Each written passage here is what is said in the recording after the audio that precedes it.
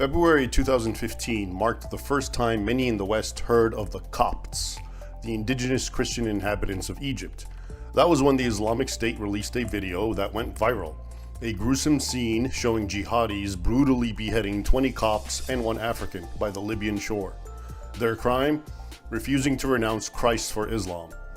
But what is less known is that long before the Islamic State targeted and unwittingly popularized the Copts, countless other Muslims in modern Egypt had persecuted or at least discriminated against this Christian minority. Individuals, mobs, sheikhs, organizations like the Muslim Brotherhood and the Salafi Front, and even government authorities were and continue to be involved. In the West, this oppression is often dismissed as an aberration. After all, haven't Muslims and Christians lived side by side peacefully for centuries in Egypt? And isn't the fact that Copts still make up 12 to 15% of Egypt's population proof of tolerance? A Muslim willingness to live and let live for 14 centuries? These observations, which frequently arise when discussing the so-called Coptic question, suggest that current conflicts stem from temporal issues: poverty, ignorance, tribalism, anything but religion.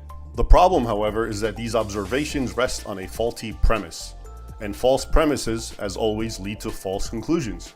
In short, they're built on a pseudo-history, or a false history, or a fake history, that has long shaped the West's understanding of Islam's relationship with non-Muslims.